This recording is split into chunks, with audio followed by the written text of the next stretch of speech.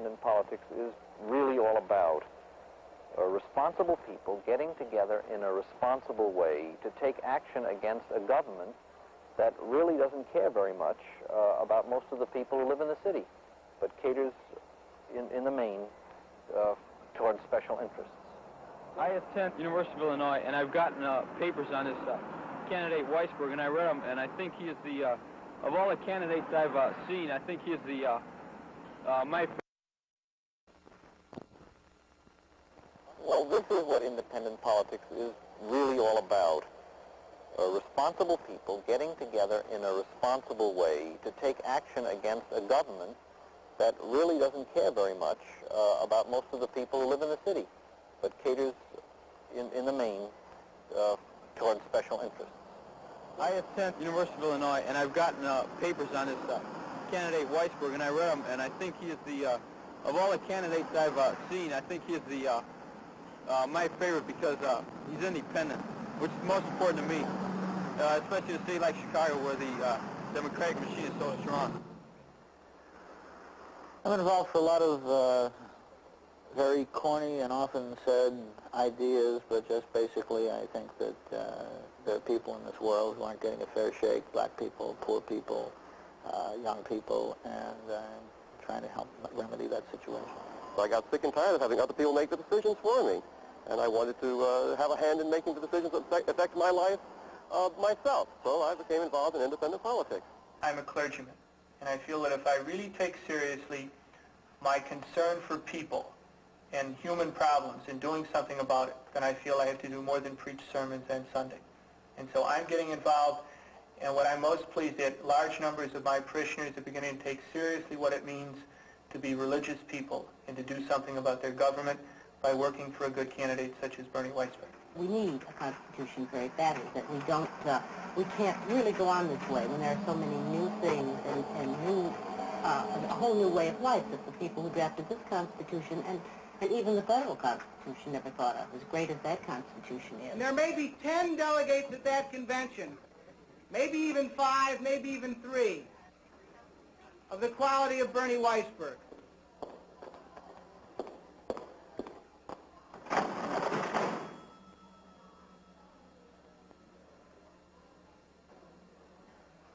We're talking about access, equal access to that very precious ballot. And Mr. Powell has for years been placing his favorites and his cronies at the top of the ballot. The law happens to say first come, first serve. But to Paul, that doesn't matter. I sure wouldn't want to put on somebody there first that I didn't know. I might be getting a communist or somebody that's against our form of government. I like to. Playing it safe.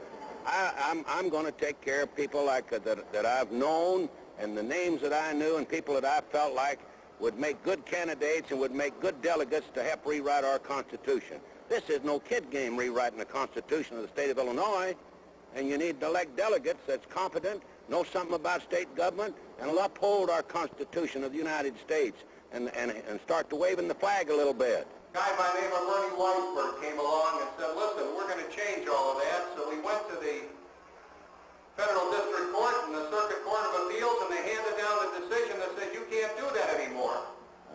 The opposition at that time, as now, derided the lawsuit as a publicity stunt, and it did get us a lot of good publicity, which made us happy.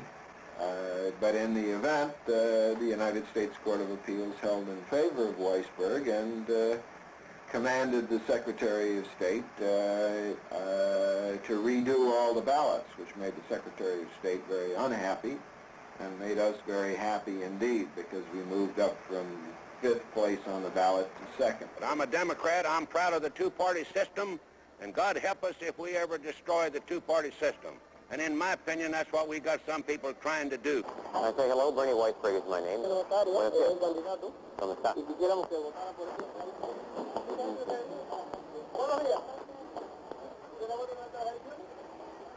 Hello, ma'am. Hope you'll be sure to vote a week from Tuesday. Bernie Weisberg is my name. Nice to see you. You voting in the election? Bernie Weisberg is my name. A week from next Tuesday. Hope you'll be sure to vote a week from next Tuesday. This will tell you something about the election. Hope you'll be sure to vote in the election a week from Tuesday. My name is Bernie Weisberg. I'm a candidate for constitutional convention in this district. Hope you'll be sure to vote in the election a week from Tuesday. Bernie Weisberg is my name. I'm a candidate for CONCON. Hope you'll be sure to vote in the election a week from next Tuesday. Bernie Weisberg is my name. Hope you'll be sure to vote a week from Tuesday. You're voting in the election a week from next Tuesday? Bernie Weisberg is my name. Hope you'll be sure to vote a week from Tuesday in the election, sir. Bernie Weisberg is my name. Nice to meet you. And maybe we can get you in a little volunteer work in the campaign before Election Day. We're very much in need of volunteer help. How are you, sir? My name is Bernie Weisberg, candidate for CONCON. Can I say hello? My name is Bernie Weisberg. Hope you'll be sure to vote on November 18th. How are you, ma'am? Can I put that in your sack? My name is Bernie Weisberg. I'm a candidate for CONCON. Hope you'll be sure to vote on November 18th. Hello, ma'am. My name is Bernie Weisberg. I'm a candidate for the Constitutional Convention. I hope you'll be sure to vote on November 18th in the special election. Can I say hello? My name is Bernie Weisberg. I'm a candidate for CONCON. I'm running against the politicians. I never thought of running for office, and I could easily see that becoming involved in the campaign would involve kind of major disruption in my working life as a lawyer, my family life, and I wasn't sure that I really had an appetite for it. The more I thought about it, the more negative I was, really. I could see it taking a tremendous amount of time, costing a pretty substantial amount of money, and I was pretty much on the verge of saying definitely no, until I suppose really two things began to weigh in my consideration. One was that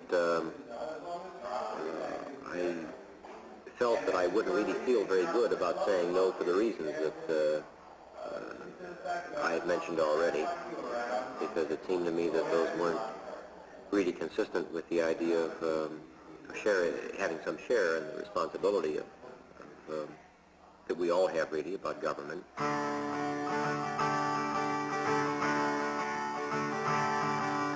CONCON can be fun.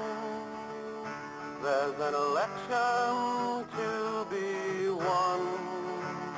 If you think Richard J's gonna let you have your day, my friend, you've been too long in the sun. They've got their precinct workers on the street, telling everyone they need. Vote for City Hall and see us in the fall. We'll get your brother a job with the county. The role of a campaign chairman really isn't definable. You've got to do a little bit of everything. You're in charge of hiring and firing people and finding people to do the multitude of tasks that have to be done. I've been involved in public relations, lawsuits, hiring a campaign manager, hiring an office manager. Fundraising takes a lot of my time and is a very important part of the campaign. Recruiting lawyers to do poll watching on Election Day, to hold the vote stealing that sometimes goes on to a minimum. So I've done everything from sweeping out the headquarters to holding press conferences. In effect, I just run around and try to help. And it takes a lot of time, and it's not a very glorious role. It's not the most interesting job that anybody ever had. I'm the precinct coordinator for the Weisberg campaign. I'm the person who yells at the area chairman, the precinct workers, one everybody gets to love. Our registration drive has several purposes, the first of which, and perhaps is the most important, is to get those people on the voting list who have not previously been registered or who have lived in the city and have moved into the precincts for the first time. The way we evaluate a voter registration drive is the number of these cards we get back. It's easy to go down the list and you'll find people who no longer live there and cross them off. I mean, that's easy. This is the hardest part, and this is the most important part. Making sure that people do fill out a change of address card. If you're going to go door to door, you'll find people whose names are on the polling list, but whose names are not on the mailbox. People who no longer live there still vote. I mean, that has been a common thing, particularly in the city of Chicago. People from vacant lots and alleys and things like that vote. Even though we're not going to be campaigning now, you're not going to be arguing about the candidates or discussing his position anywhere unless people ask you specifically. Wear a button, even though you're not going to be doing campaigning now, just to let them know that you are working for Weisberg. People in the second department are already registered, so let's try the third. Smart. Nobody home. Fíjate que yo estoy registrando gente para la elección de Bernard Weisberg y quisiéramos saber si tú estás registrado. I see. Well, would you give him this literature and be sure that he does get out and vote? Election fine. Thank you. Thank you. Thank you. Bye-bye. Bye. And you let us know if you don't receive your card before the election. That tells a little bit about Mr. Weisberg. He's one of the candidates for CONCON. And if you have any, call that number. Okay. I'd like to leave Official deletion. I think that's for the supplemented bit. So let me call out the names down here and you line through them. Hey! Okay, Stewart, Dolores, Flowers, Joy, Solomon, Everly. Now this one's a ghost voter. He's on the deletion, is not living there, but he voted. So what we'll need to do now is check out the ones that we haven't run through. How do they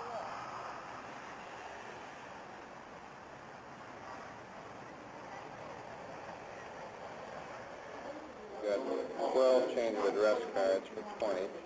These are by the... Let me get this straight. I get 20, I get 12 changes. Any new is divided to Hyde Park women. Yeah, they did a good job. Here are the deletions. They gave me all their sheets. I'll have 6 copies back. How do you think they're going to work out? I think they'll do fine. They're very enthusiastic. They enjoy it. They enjoy it? Yeah. The registration's been moderately successful. Like I said, I think we've got something like over 200 change of address cards. Has it been spotty in general? Some areas have precincts quite good, some not at all. Well, it's the same story. Our good precincts are doing well. Precincts that are not doing good, they're not doing so well. But I'd say all in all, it's about moderate successful. Where do we go next? 64. All I've got thus far are 3 deletions. 003. Oh, no people have to register in person? Well, not yet. 65 is 000. What's going on there? Nothing. I just got 3 new workers to work. Good. Hear from you Monday night, Shall right? do. Right. Thanks a lot. So long. Good night. Good night.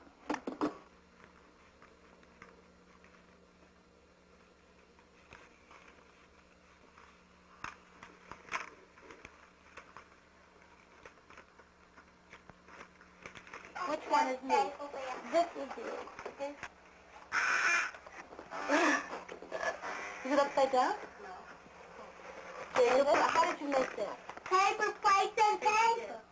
It's beautiful. I just can't believe that you can make all these marvelous things. Yeah, sit and put this on, can't you? Who is it? I made it's after door. And I made this cup. Did you do with the... Oh my goodness. A little... That's nice. So beautiful. I just can't get over all your beautiful work. Jacob? And I made this. Come here. Joseph, I love your work. I love it. You're going to be a famous artist. You know that? I just don't know which one I like best. Which one do you like best?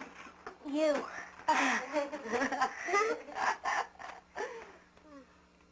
Being a wife of a candidate doesn't bother me. My husband is a marvelous candidate. He hasn't changed since before he was a candidate. He's exactly the same. He never gets tired. He seems to be enjoying everything, and that makes it much easier for me because he is the least of my worries. I never have to worry about him. I love the whole experience. I really do. I think it's been the most fantastic education out of anything I've ever done in my whole life. The only thing about being the wife of a candidate or being a part of a candidate's family is that the emotionally really draining part for me is to have to leave the children. And I just can't cope with that part of it, and really, it's been very, very difficult. Even though they're very well taken care of. My daughter takes care of them every afternoon, and they come here and draw and paint, and I know they're having a marvelous time, and they're not bothered, but I am. We've always spent a great deal of time with them, and in fact, when Bernie decided that he was going to run for this office, and we talked it over, the only thing at the time that our decision was based on was what we were going to do about the children. And we made a deal that if he ran, I would stay home and take care of the children. And on that basis, we agreed that he would go ahead and do it. I stayed home and took care of the children, and he went out to a couple of meetings, and then it was impossible. There is no such thing as a candidate who is one person. He's a family, and his wife has to go with him and be with him, and it just doesn't work out any other way. But I could never do it again. And I hope that my husband, and I think that he could never be induced to do this again for the very reasons that I mentioned before. And I don't really understand how people who spend their lives in politics can cope with that one problem. They do have to be away from their children. There's just no question about it. And how they adjust and how they do that, especially with small children, I don't know. But I know that I couldn't do it. And for that reason, there is no halfway. You either have to, when you campaign for a public office, you have to be there all the time. With the fringe on the sun.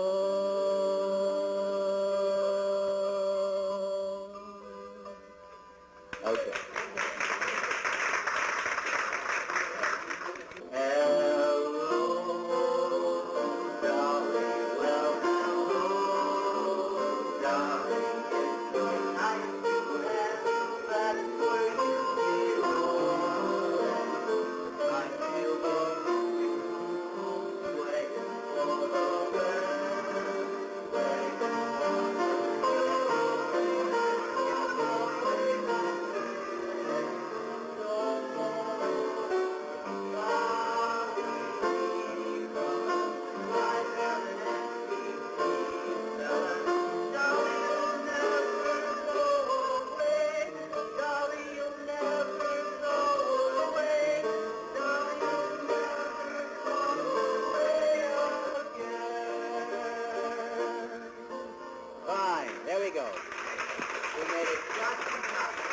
Candidate and our marvelous friend Bernie Weisberg.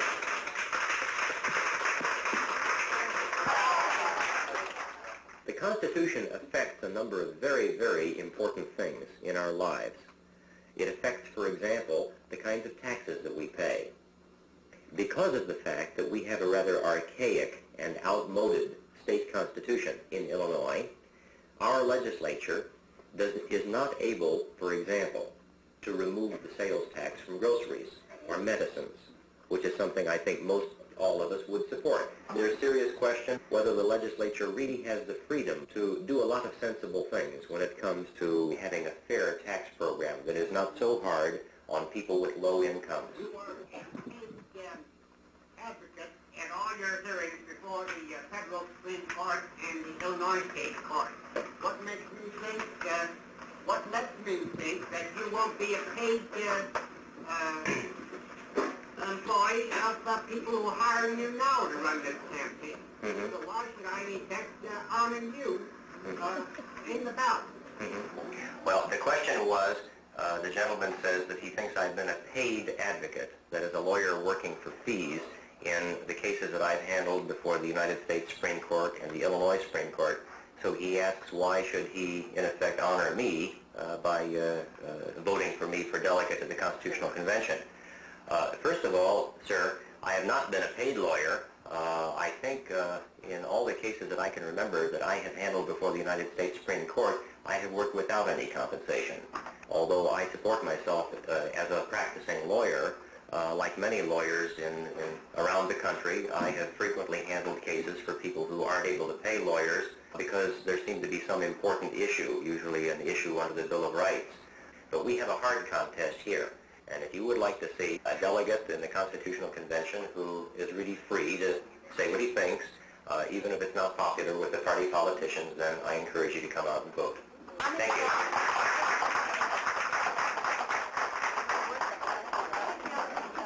The churches aren't neutral in this city, and it's a misconception to think they are, even though most churchmen would like to look upon themselves as neutral. They are, by their failure to speak out, really taking a very definite stand all the time for the status quo, for the perpetuation of a basically Irish Catholic political structure in the town. But, I mean, it is somewhat ecumenical and multi-ethnic and religious. But one way or the other, the churches, but the constant tie-in, and it's not an overt thing, it's not a conscious thing, and that's what makes it so insidious, because it's very, very subtle. Well, where does the church in the city of Chicago come down on justice? Our courts are one of the most corrupt judicial systems in the country, and everybody knows this. It's a classical joke in this town. If, for example, you're on a drunk charge, there's a set fee to bribe the judge. I think the going fee now is $500. I would never endorse a candidate from the pulpit unless we got to such an extreme situation as we faced, say, a situation like Nazi Germany, which isn't so extreme. It happened in our lifetime. And where were the churches? They were staying neutral and nonpartisan, and non-prophetic, and non-Christian, and non-religious, in the real sense.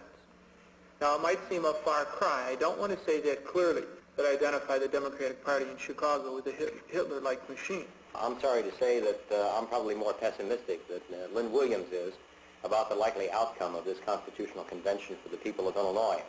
One of the reasons is that, realistically, Al's district and my district, and perhaps one other of the 23 districts in the city of Chicago, are the only ones in which any candidate who is independent of the regular Democratic ward organizations has any chance whatever, in my judgment, of being elected. I don't suggest that this Constitutional Convention is going to be turned upside down by a small number of independent candidates. Obviously, that's not likely to happen.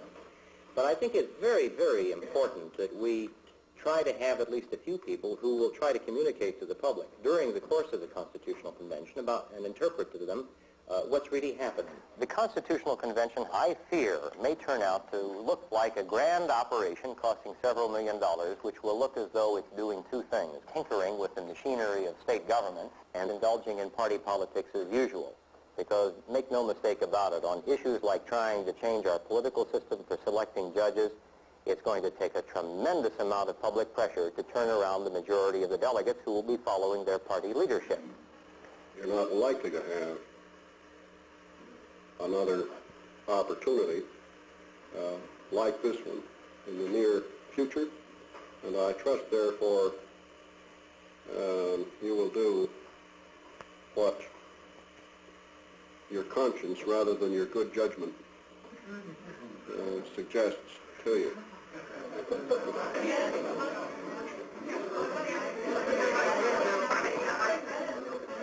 But I do know that the country is split by many divisions, torn by hate, and there are a lot of people in this country whom, under the guise of patriotism, would like to split us further apart, would like to undermine some of our basic institutions and our basic freedoms, would like to attack our constitutional safeguards.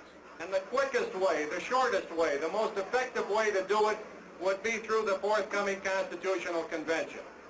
This is why we need Bernie Weisberg. I've come from Hyde Park to help Bernie for a very selfish reason. In addition to being a state legislator, I'm a parent and I'm a citizen. And I want very badly to have safeguarded and protected and retained our basic freedoms. And I want the state to move forward too. I want an equal educational system. And I want our people to be able to walk the streets without being stopped and frisked and searched. And I want a fair revenue system. And I want a decent bail bond system. And I want a modern constitution. Bernie Weisberg can give us all of these things. There are many fine delegates running for CONCON. But I will say to you in all sincerity and all candor, and I mean this, the most qualified candidate for CONCON in the state of Illinois is Bernard Weisberg. We have, and I'm being very factual now, a very, very tough fight on next Tuesday.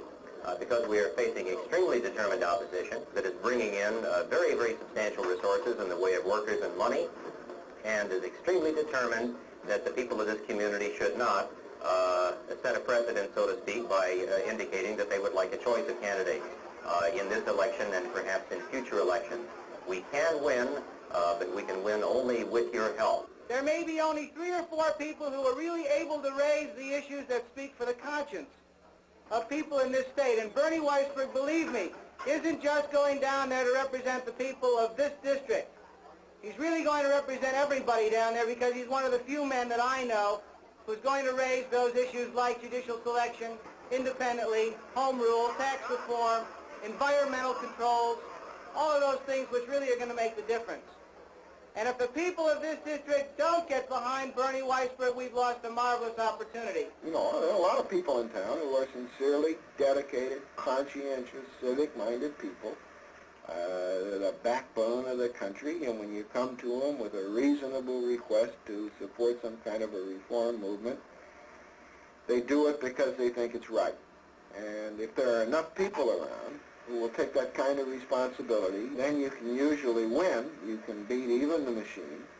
And if they aren't, if there are not enough people around like that who are willing to come up with the dough, then you don't win, and that's all there is to it. I am coordinating some coffee hours for Bernard Weisberg, and we're having a coffee in the 3200 building,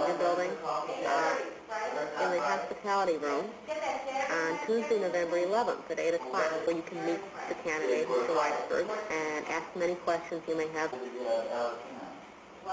Well, I think that the food in this case is under control, so why don't you come to the coffee hour on Tuesday at 8 o'clock and meet him, and then you'll learn more about his views, and then you can take off from there and tell some of your friends and neighbors about him.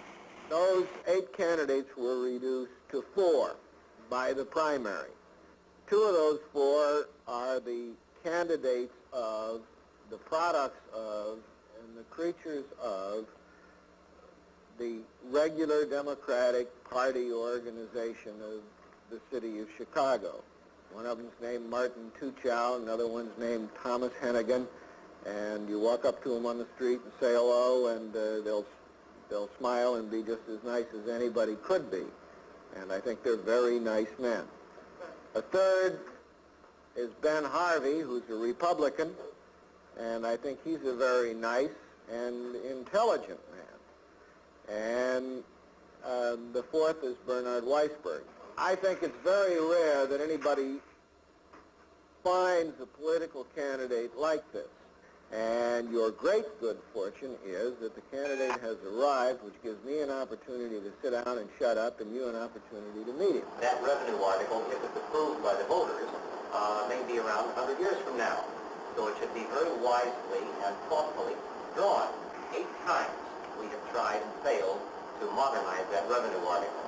And that's probably the chief reason why the Constitutional Convention was called by the voters last November. Judicial reform, whether or not we can find a method for getting better qualified men and women to be our judges, and hopefully a method which is less under the control of the dominant political party, whether it's in Chicago or downstate.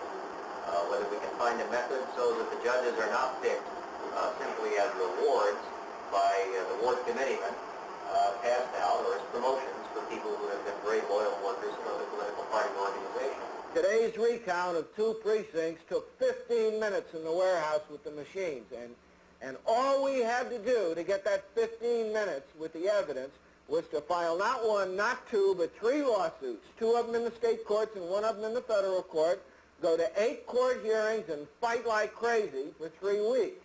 That's the kind of fair and impartial administration of the election laws that you run into in this town. Okay.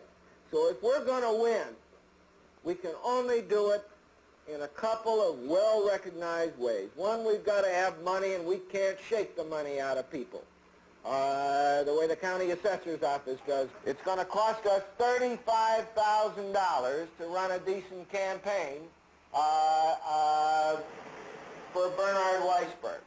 And this leaves us about $20,000 to raise in the next 6 weeks. I don't see any point in making a secret about it. Those are the facts. We got 15 in and we got 20 to go. And if we don't get the money, we don't win the election because we can't run an effective campaign without money. That's what it costs. We're running up front. We've got a whale of a chance, and they can beat the daylights out of us if we don't keep up the momentum. Now, we can do it, but it is not in the bag, and we need help desperately. We need 1,500 workers on the street election day, working in the polling places, passing out literature, helping run the pluses, helping making the phone calls, everything that has to be done on election day. We need at least 1,000 precinct canvassers working in between now in their, the odds and ends of their week, on the weekends a few hours, in the evening a few hours. We've got to have it. If we don't have it, we get beat, and all of these months and months of work and dedication and hope and all the rest of it are going to go right down the drain. A dying machine is going to get a terrific shot in the arm, and independent politics on the north side lakefront of Chicago is going to get a kick in the tail that'll set it back for 5 years, because it's going to drain the morale right out of everybody when we do as well as we did in the primary if we go down the drain in the general election. It's terribly, terribly important. People all over this city, and I know whereof I speak because I'm in this business day in and day out, people in City Hall, people in political headquarters all over this city are watching this and one or two other races in the city of Chicago to see what happens, to see if the independents can make it stick, or are they going to run out of gas after a couple of cheap wins? That's what they're asking themselves, and the political future of the state, to some extent, you can exaggerate this. Let me just put it to you. Will you help? Will you help? Will you take some personal responsibility to help us here? I've got some cards that I'd like to pass out. They've got blanks for your names and addresses, squares you can check off if you're willing to work a precinct, if you're willing to work election day, if you're willing to work in our headquarters between now and election day. This is in your spare time. It can be a tremendous experience. Please join with us. If you can't give time, give money. If you can't give money, give time. If you can, give both. If you can't do either, vote for us. And I'm here not to say anything else but anybody who thinks that politics is won by cocktail parties is wrong. It's won by hard work in the precincts. If the person indicates to you that, yes, I will vote for Bernie, on your precinct list, put a plus. If he says no, you put a minus. And if the person says, I really haven't made up my mind yet, you put down a 0. So that when we come to election day, there is a system where we will then try to reach these people, to call them, to go to their doors, and this is getting our plus vote out. And this is the whole point of what this really important canvass is about, is locating Bernie's favorable vote. If we have a good canvass and then can organize appropriately for election day, we will win. What would Bernie Weisberg like to see in the new Constitution? And this gives you some of the issues that he believes in, like a more effective Bill of Rights, provisions to protect us from partisan manipulation of the election machinery. You know that Bernie is the man that took the suit to the the federal court against Paul Powell, who attempted to put his friend number 1 on the ballot. So, well, we hope that you will be able to give us consideration, and if there is any further information that you would like, let us know, and I'll try to find out where Bernie stands on it.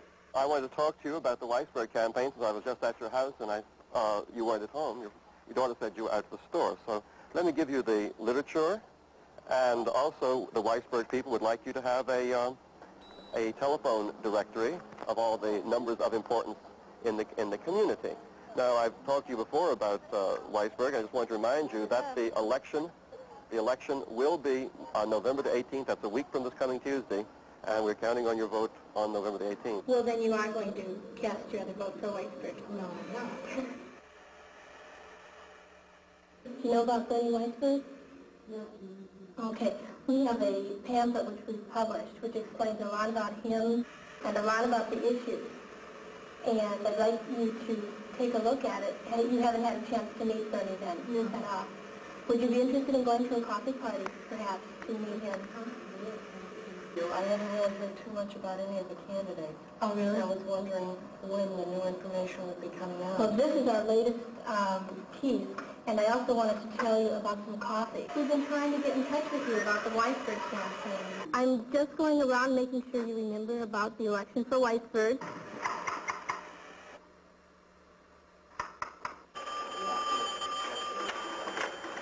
Good afternoon, Citizens for Weisberg.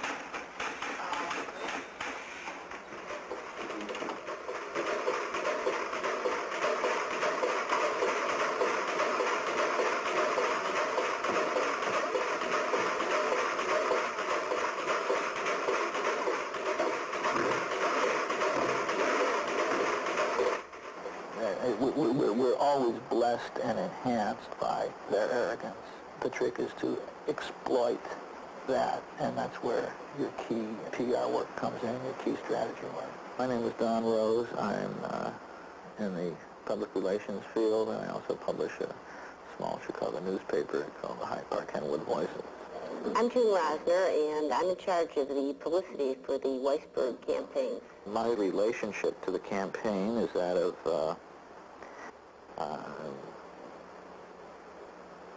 general campaign strategist and half of the PR team for the Weisberg campaign. Basically, my job is to get the candidate's name, familiar with the voters, and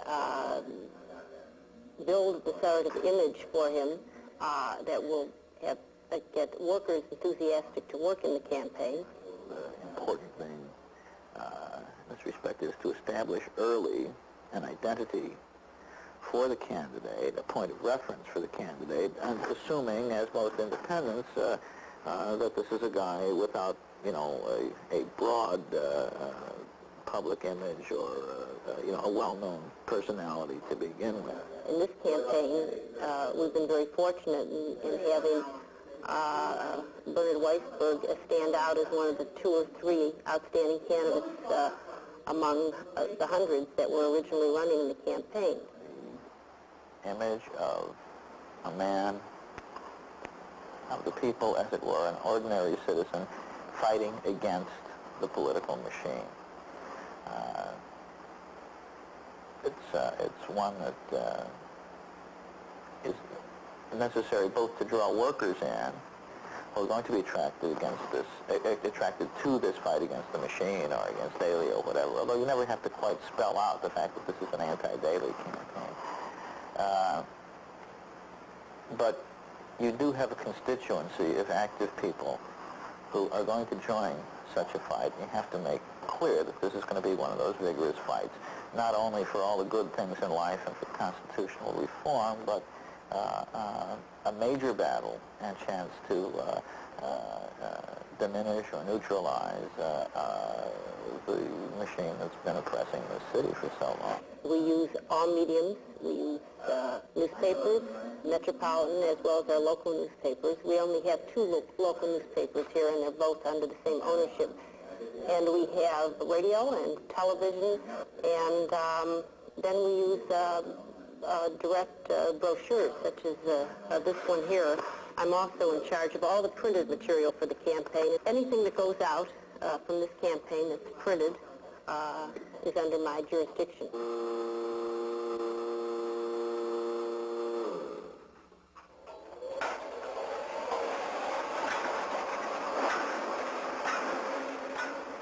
This little piece here, which will be used on Election Day, probably 50 or 60,000 will be used. We have a piece that we're doing now in Spanish and in English, both on one piece. We're doing 10,000 of those. We have cards that we pass out on Election Day, another 70,000, reminding people to vote. And then we reprint certain newspaper stories or editorials. We've been very fortunate in having a number of them in this campaign. And we reprint up to maybe 4,000 or 5,000 of those on a selective basis and distribute them in areas where people would be responsive to a newspaper editorial, particularly on the east part of this district, where on the west people are less inclined to read long pieces of information, and they're much better off with a small card with very little information on it. difficult with identification. Now, you can see in some of this, in all of it, there's a theme of color and design, and this follows through on everything we do, including card tops that will just say Weisberg Pecan on them.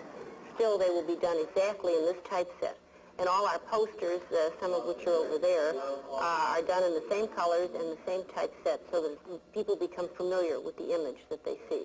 Well, I've got a lot of clippings. I haven't put them up yet, and I don't even know what order they're in anymore. But, well, this was probably our best one because we made front page with our court case, because this is when the Secretary of State acted like a Southern governor. He said he wasn't going to do what the federal court said. And then that inspired a whole bunch of editorials in all the newspapers, including this one here. And the whole thing has been built around it. Two to contest Powell's ballot, cronyism law, that's a recent one. And then we always send letters to the editor. We found, know from experience, that people read the letters to the editor more than they read the editorials. So Mr. Weisberg is frequently writing letters to the editor commenting on the case itself, and there's one in there. The neighborhood paper has been particularly helpful in this campaign. Somehow felt the injustice of the Powell case, too. I'll put some of these over here and see if I can find, go back to our early days. Oh, yes, we filed a second lawsuit. Weisberg gains vote in recount, and that kept us in the newspapers for a good 2 weeks on that suit, which we both won and lost. We gained the votes in the recount, but they wouldn't let us continue on. And we also used columns as well as just plain newspaper stories. And sometimes you have a piece of news that isn't dramatic enough to make a regular news story, but it can a column. And here's one right here in Cup's column that says, 3 of the 4 defeated Con-Con candidates in the 11th senatorial district have thrown their support to attorney Bernard Weisberg. The trio, Neil Law, Larry Majors, and Philip Tunis. It was really very important to get this in the newspaper, but it didn't merit getting in on its own.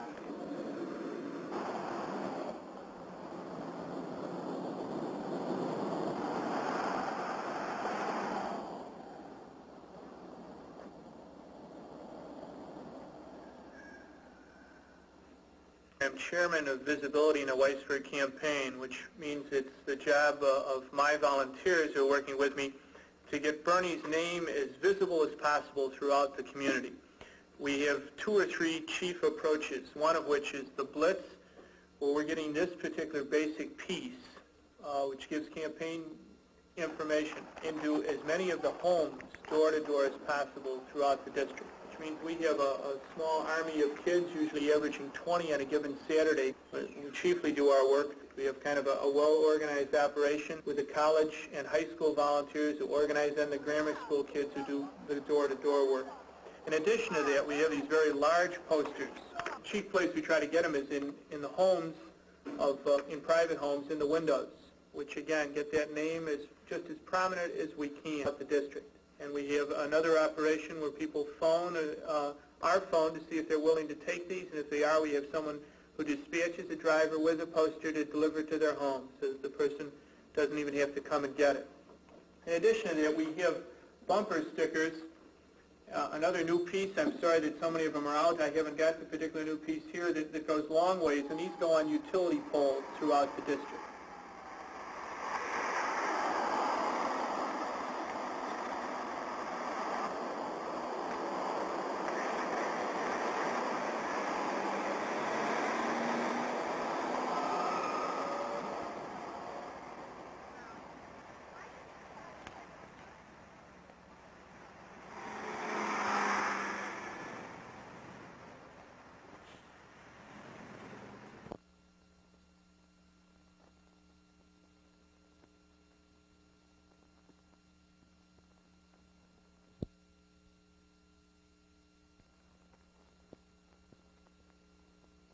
This rubble pile, we had a great big 8-room apartment up there somewhere in the sky. And one of the reasons why I'm in politics and why a lot of other people are also in politics is to stop things like this. We've got to have men in office who will well, who understand something about the quality of life, and who will prevent such, ridiculous destruction. There were 15 or more families living here. One family lived here for something like 25 years, and I can't forget her face on moving day. Seeing you made her think about, she raised her sons here, and she called you Sonny. And how beautifully this building is built. Well, one thing pleases me, it's going to take a long time to destroy.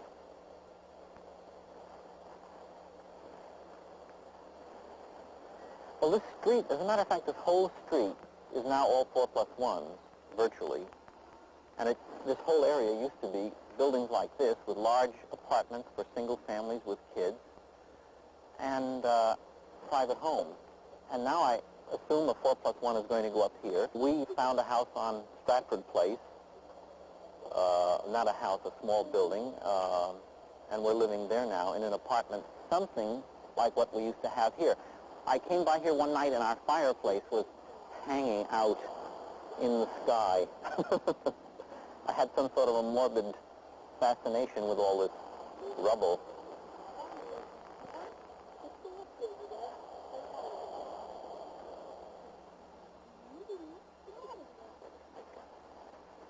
Hi, fellas. Isn't it a shame when a building like that comes down? What'd they do it for? They did it for money, period, and nothing else. They didn't consider, what would happen to the people who lived in the building, or they didn't.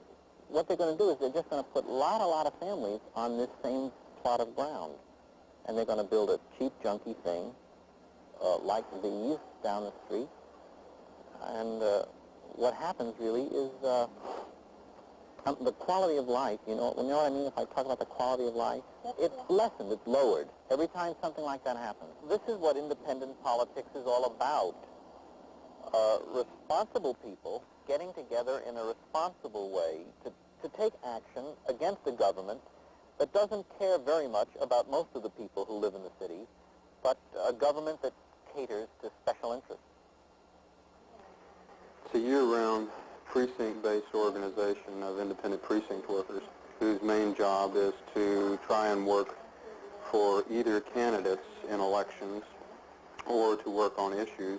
The real advantage we offer a candidate is a beginning base. We can't win a campaign for him, but we can offer some trained workers to supply leadership. Gives a guy a beginner a chance. We need a Weisberg victory because we need at least one solid victory each time on the north side that we can point to and say this was an independent victory. One of the things which came after the 68 convention was a conviction that if change were going to come in the United States, it had to start at the bottom, that if you couldn't elect a man alderman, you were never going to elect a president.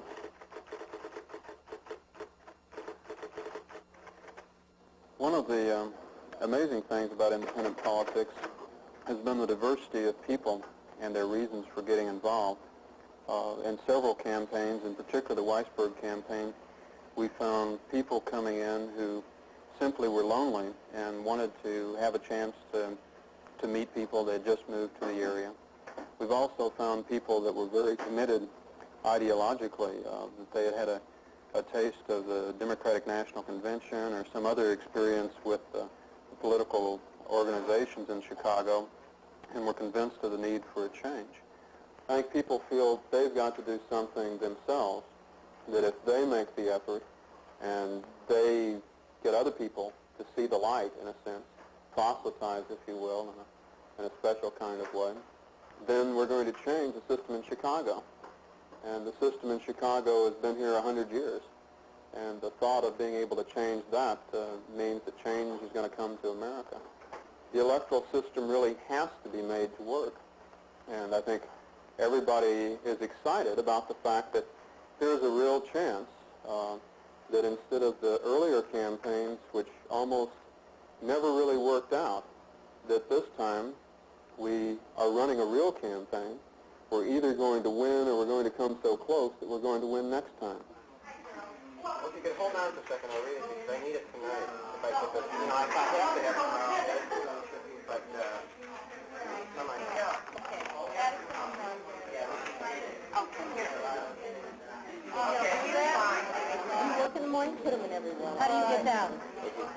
S-C-H-M-A-N, I think it's, What you are supposed to do when you enter the polls and the judge asks you for your credentials, take them out, sign the credentials with your name in front of the judges.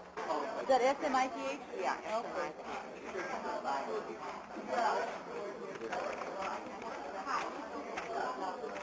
Okay, thank you. When the vote is counted and the machine is opened at 6 o'clock, you have to check 1A, 3A, 5A, and 7A. Make sure that the judge who is reading this reads the numbers accurately. Make sure that the judge who is recording, what one judge reads, the other records. Make sure that this judge records the accurate numbers. Whatever gets on the official tally sheet is the official record, and it's very difficult to change that. And if we don't know about it, there's nothing we can do to change it. It's your responsibility to make sure that the numbers are accurate. Every possible effort is important, because while we know in most of these precincts we're going to lose, whether we win or lose the election may well be determined by how badly we lose. The judges are just like a judge in court. They have nearly all of the same legal ability, provided they can get a majority among themselves to agree to whatever they decide. So if a judge tells you you cannot have a camera inside the polling place, you cannot have a camera inside the polling place. There's no way to change a judge's ruling on that kind of question. This is your recourse to problems, and the first problem is if a judge does something wrong, point out that you understand, according to the judge's manual, that things aren't done this way, that you don't give people $5 bills as they go into the voting booth or whatever the problem is. And you're not allowed to wear any type of button or literature in the polling place itself, nor is the opposition. But with outside, wear this. And in addition, these lovely armbands, the color of the campaign, have been provided, and that I'm told that they would like the workers to wear these outside. We've got to hit the people when they're leaving, and we've got to hit the people when they're coming back if they haven't voted. A checker is a person of a Weisberg worker who is permitted to sit by the judge's table. As each voter comes in and he's checked by the judges to see if he's registered in the book or the binder, the judges by law, this is not a favor, are required to call out in a loud voice the name and address of that person. The precinct captain will check his line through that, and he'll see a whole sequence of people who have said that they'll vote for Bernie Weisberg, but who have not come to the polls. And we now then come to the most important part of Election Day and the most important part of the whole campaign. Nothing that we have done to this point is as important as what we call, and as many of you know, running our plus vote, running our favorable vote, going out and getting those people and getting them to the polls so that we get that favorable vote out. When the precinct captain comes by, he'll go through the list, see who has not voted, and he'll make up a list of the second card which says vote today, and he'll say Mr. John Jones, his address, you vote it, and he'll write out the polling place. So that finally when we get near the end of the day, it all stops out, to be very insistent that the person comes in as polite a way as possible, because if they don't come out, then the whole thing is pointless anyway. Thank you, Jim, and thank you all. I want you to know that as I go out and have been going out in the mornings at the bus stops and yesterday all day with some very devoted people working with me, trying to meet as many voters as possible in the last few days of the campaign, the one thing I'm impressed with, of course, is how effective your work has been. The regular organization captains, many of them are telling their people that, well, the thing that's really wrong with our campaign is that we are not sincere, because a group of people cannot possibly be as idealistic as we seem to be and really mean it. And believe me, that is a high compliment indeed, and it belongs to all of you. We have a very, very hard fight facing us on Tuesday. And I know you are all realistic enough not to be misled by the friendly voters who tell you you're bound to win. They are not aware of the areas where we're weak. They are not aware of the rooming house precincts in Uptown, where the regular captain really has a lock on the voters and can get 90% of them to come out and just cast votes which are ciphers, which are not really votes based upon any knowledge or appreciation of the issues. We want to continue to have a genuine choice of candidates in future elections, because, of course, that's what's at stake. The ward committeemen here are not that concerned, in my judgment, about one con-con seat. What they are concerned about is the threat to them of independent politics. They are concerned about the threat that voters will be given a meaningful choice in future elections like this one, and that the people will not continue to put up with the kinds of candidates that are just automatically dispensed to us over the past years by the ward organizations. These last days are crucial. I think you've all seen the amount of pressure now that the regular ward organizations have begun to put on in the last 10 days. They're spending a tremendous amount of money to beat us. And they're bringing in workers in large numbers from the outside, and they're doing it because you have made them afraid. And you have made them afraid by the strength and the effectiveness of your work. So please, we all owe this to each other. Don't underestimate the opposition, and don't underestimate the amount of effort that is really required from each and every one of us now, each hour that we can spare, each waking hour and each sleeping hour between now and the time the polls close at 6 o'clock on Tuesday. All right. The last thing that we do tonight, in the last part of the campaign, it kind of brings it to a head tonight, is visibility in terms of trying to get Bernie's name all over the district, so that hopefully the last thing that that voter sees before he goes in to vote is Bernie's name.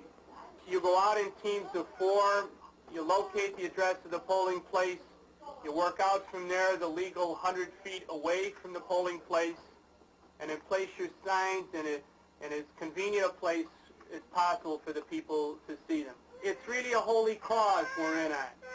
You know, we're fighting to beat a machine that's very entrenched, and it might not seem to you that putting up a lousy poster at 2 o'clock in the morning has got that much to do with it.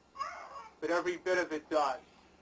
And just the very fact that we can muster 50 and 60 college kids on an evening to work says something to the Democratic Party. Because what they've got working for them tonight are the 65-year-olds that had their zeal 20 years ago or 40 years ago. And we've got to show them that there are people who've got life, and we're scaring them in this district, and you're helping us scare them, and we're going to keep doing it.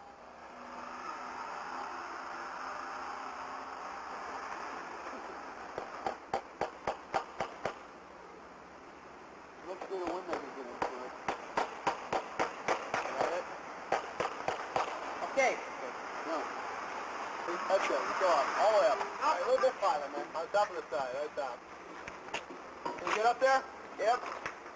You ain't never get on top of it. We'll never hit that one.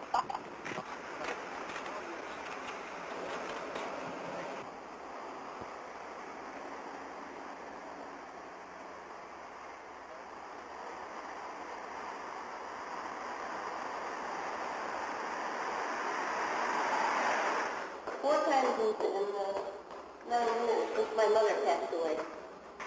You can imagine how I thought, and it's so magic all of a sudden.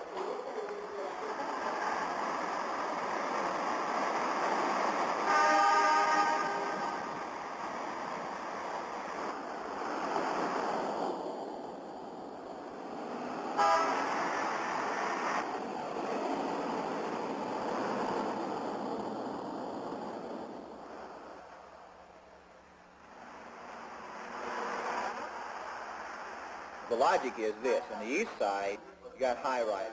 A lot of the precincts are totally in one or maybe two high-rise buildings. And therefore, the people in those buildings don't have to get out in the rain to vote. They can go down the elevator, vote, get in their car, and go to the loop or whatever they usually do, or grab the bus right out front. They don't have to get wet to vote.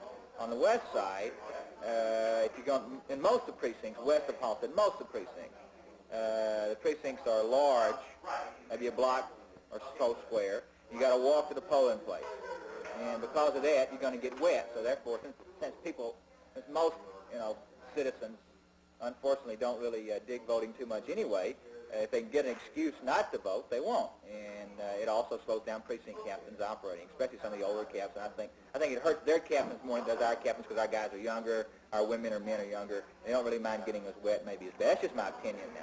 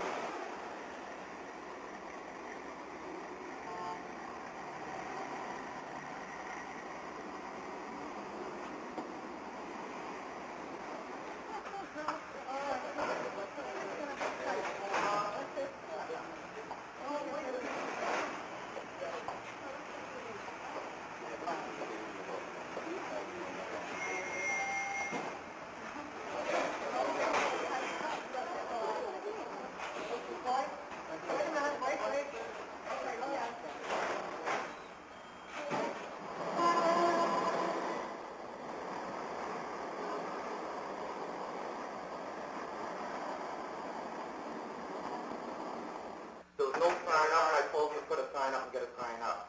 Yeah. Okay, so I came back now, an hour later. Not only is there no sign up in front, but they are not allowing people to come into the front anymore, only through back. Did they let them come to the front for a while? This morning they let me do it, yeah. Are they losing the voters? Yes. Have you got anybody in the front? There's one person supposedly out distributing, I couldn't find him, Jack Rosner. He's supposed to be a precinct captain, and I couldn't find him. The person I talked to that was a Democratic precinct captain gave me the count. I was going up and looking at the binder.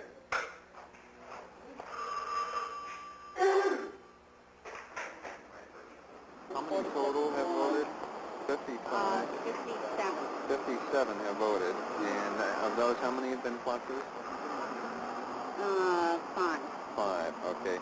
The machine did very well here in the primary, so it's to be expected Well, that they'll do well. they've got it all sewed up. The precinct captain is know everyone in the whole He's elated. Well, he's doing a very good job, and he turned out 103. Really out the organization. Yeah. Do you have any problems? No, not really, but I'd like to have more of these in Spanish. The Spanish? Yes. Why don't you take mine? I don't I have know extras. Yeah, I really do, because you can't reach these people if you put it always in English. Fine. And I need more credentials. I don't You need have enough. credentials too, Right. okay. What about manpower? I'm fine. I'm set up well. I noticed the machine has more than enough too. Someone just relieved me. Good. You only have Who I 2 didn't now. expect very fully. Put that on there, to replace or something. So I'll, if I get up there and start talking to them, I might forget exactly. Okay, to replace Except Terry it's a Foley. great replacement because, Jim is going to go in there at 3. Yeah, Jim's Jim's fine. He really needs somebody. Jim's going to get there about 3 o'clock. Okay. Yeah, I just spoke to him. He's, right after this. Margaret Davis. Do you know who that is? Do you need a ride? Hi. All right, just run out here. Okay, put it up. Do the credentials. Use the wheelchair. Stand in the corner and pass it out. Go in the precinct or something. I think I'll probably need it in at least first to make sure that people aren't voting 3 times. One of these are Spanish people, and I would appreciate it if you could put that on your schedule, because they're doing a land office business for us over there, and they think you're great. The only thing they have against you, Bernie, is that you got a little money. Yeah. We had 32 people voting, and we had 8 plus voters. Have you started running votes yet? Yes, we have. Good. Good. Started quite early, and one of us stayed behind to pass out literature across the street.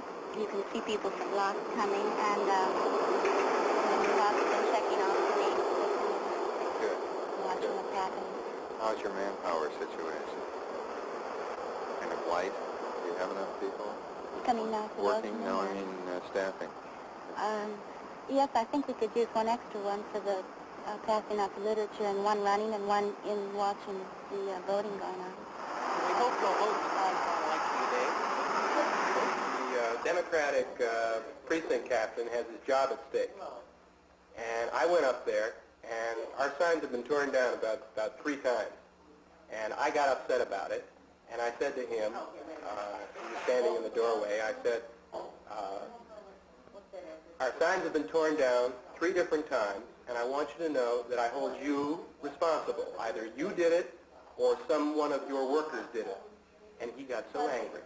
He got absolutely livid. He started calling me a faggot, started screaming. This is while everybody's listening. Everybody, is just turning around. And I said, now listen, mister, now that's slander.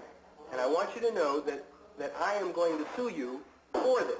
I'm an attorney, and you can be damn sure that my threat is going to be carried out. And he was a little bit quieter after that.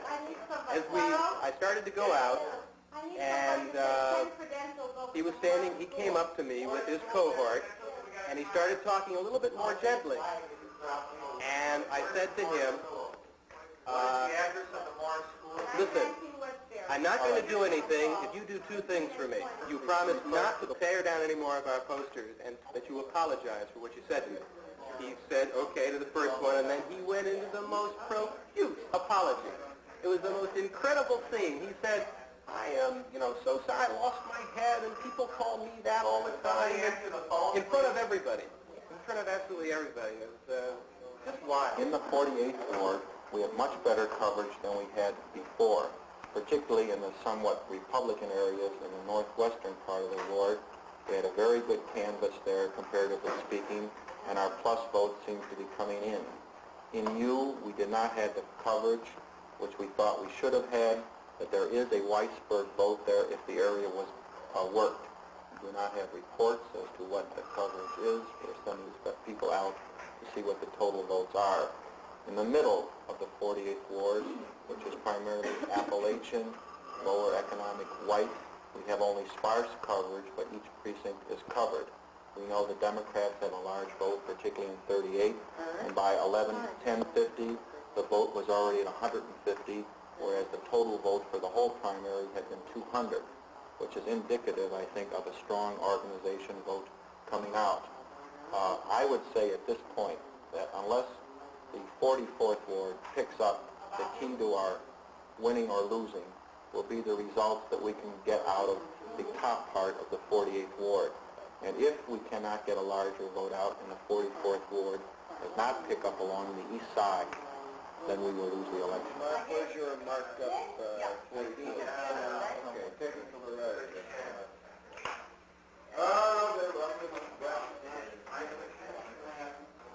Going around looking these signs out, suppose you can see right now. He says, if you want to fight for this, he says, in court, he says, we'll fight. He says, I don't feel you have a job to pull those posters off. I think that's the city's job. He says, well, when they get through in the area here, he says, I want all these signs off. Well, let's go talk to him. If you want to fight it, he says, we'll fight it anytime you want. Go ahead. I'll take care of the gentleman with the sign. One more man. Is it possible? I don't know. Call that one to headquarters as another request. I will tell them when I'm in there, but I won't be in for 2 hours now. Okay. Because I've got to cover my own area. Yeah, I mean, he was doing so. I was. Yeah. Well, he's seen that we're here. Maybe he called us the Communist Party because we were wearing out. It's 4 o'clock, and with so little time to go, I think I better stick here in case something big breaks. Do you mind if they stay up and you don't tear them down until after the election? Well, your people... But you've already taken down? You already talked to Kevin. Did he tell you he would? You people have cleared up the neighborhood. That's all I'm concerned with. I told the Cucho people the same thing. Silly and arbitrary rule about to the effect that we couldn't make out our runner slips in the polling place because that was electioneering, and that's silly. And what you do when somebody tries to enforce a silly rule on you, you get somebody like me that's sort of middle-aged and has got a shirt and tie on, a lawyer or somebody like that.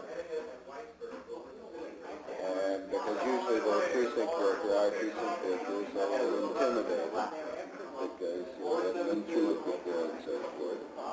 And so you take somebody nice and respectable like me, and I go there, and I break the rule. And then everybody mills around and says, you can't do that. And I say, but I'm doing it. And I just go ahead and do it. And then they mill around some more, and then they don't do anything about it. And then you turn to the precinct worker and say, see how easy it is? Called a communist, a fascist, a subversive, the mafia, by the Democratic precinct captain, by several of the ward organization people, and by the election judges. Why? Essentially because we're trying to adhere to law and order here today. We're trying to see that nobody tells the voters how to vote, that the election judges don't tell the people what to do in the voting booth. We've had one incident where a woman who asked for assistance went into the booth with one of the judges, and while she was reading the writing on the bottom of the machine, the judge pulled down 2 leaders board. She came out and she was crying. She was talking to me. There's nothing I could do about it because one of the other judges quickly came over to the aid of the first judge and stated that I was lying. Meanwhile, the woman bore me out, but she's a very old woman. They didn't want to start any kind of trouble. Another woman told me that she also came in asking for assistance. She wanted to work for Harvey and for Weisberg.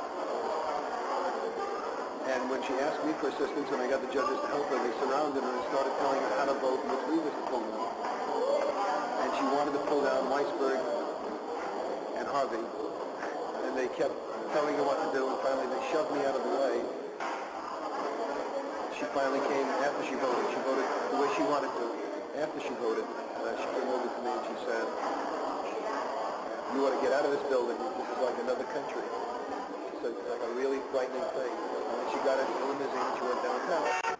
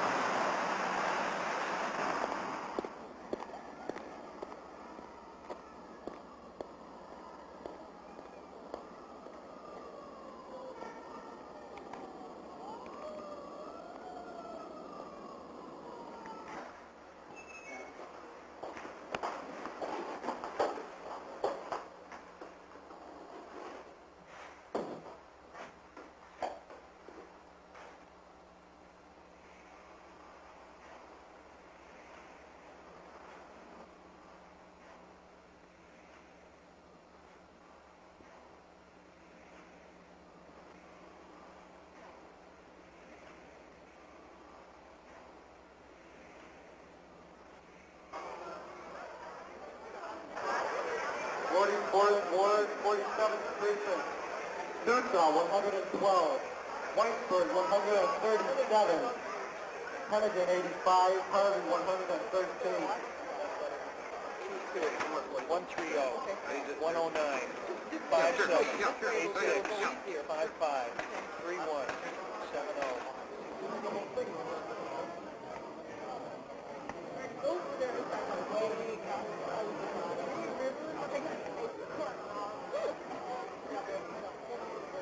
Not meaning to spoil anyone's appetite, but the 48th Ward, 21st Precinct, Tuchow, 218, Weisberg, 25, Hennigan, 203, and Harvey, 53.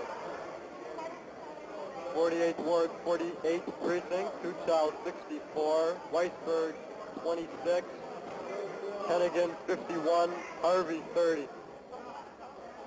We finally got a good one. 46th Ward, 27th Precinct, Tuchow, 74, Weisberg, 146, Hennigan, 53, Harvey, 136. The 48th Ward, 38th Precinct, Tuchow, 258, Weisberg, 88, Hennigan, 238, and Harvey, 89.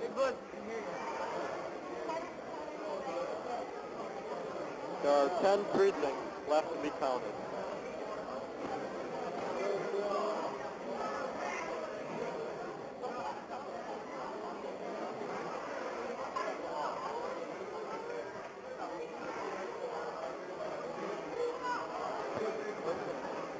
Okay, I'm told that there's the very latest total and that Alderman Bill Singer will read it for us.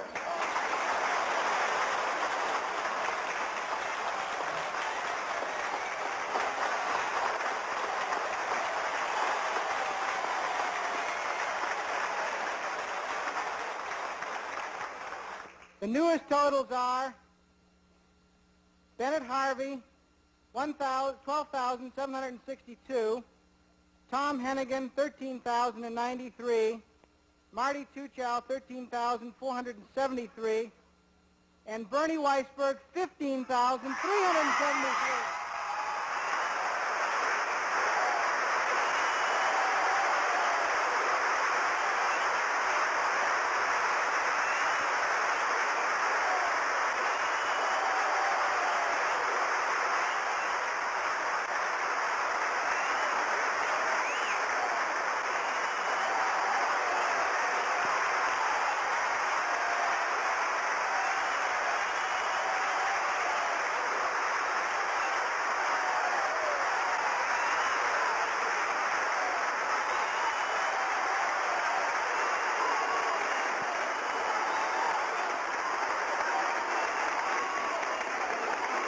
You know that you really did a terrific job.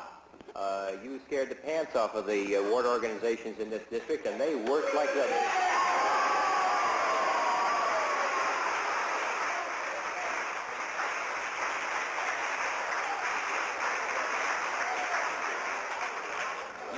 You just know that they worked like the devil to beat us, and they put out their maximum effort. And don't ever let anybody tell you otherwise. And you beat them. You did more than that, you know, because I think also, as we've all realized from the beginning of this campaign, we weren't just working for a con-con seat.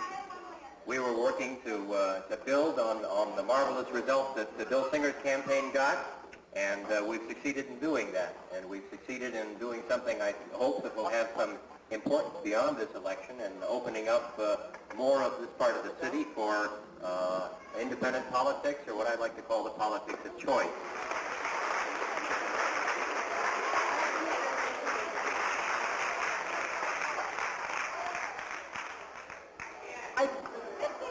I want to say that, you know, this makes me feel, you know, better than any, really, it makes me feel great. Because it wasn't just a fluke. It was that a lot of people cared. What really amazes me and delights me is that this is the, you know, it's sort of like the beginning, I hope, of a tidal wave. You know, we're winning, we're beginning to win significantly elsewhere, not only here. So I think it's a very significant victory for independent politics, as well as for Bernie. I'm delighted, and I'm amazed. Everybody's amazed. It's just another dent we're wearing away at them, that's all. It's just a little dent. It's not a big dent. We got to make some bigger ones. It's a small dent, but we're on our way. It means a total reformation, I think, of politics in Chicago. It shows that the mayor has lost his touch with what the people of the city want. And we're on the road. And they may want to get a couple more of my tires, but I'm willing to sacrifice a couple of tires for victory anytime. They're in grave shape. It means a lot of people are going to be fired out of jobs. The first problem is that a number of precinct captains who don't deliver their precinct are traditionally fired both from their precinct and from their job in City Hall. It's going to mean that new kinds of candidates will be supported by the machine in this area. They don't continue to support very bad candidates if they lose with them. Okay, what's it all mean? What it means is that a lot of people in this city are growing up, and people working together for principles are showing that they're mature enough and steadfast enough to build a democracy the way a democracy ought to be built, and we don't have to take the dictates of a lot of miserable patronage-style politicians who have been choking this city and wrecking this city for 3 generations. We're getting to be too good for them, the people of this city, and that's what it means. We're growing up. This independent stuff is just a myth. Let's fix the election and get it over with. Who the hell are Tomei Norton, Weisberg and Gertz, Isaac Raby, Shackman, and Smith? These are names that I've never heard before. You won't find them in democratic folklore. These are people you'll never find kissing Richard Chase behind, though George Dunn keeps coming back for more. Here's one thing you better understand. Before your hopes the machines break down, then take a look around. You'll see Eddie Barrett counting votes by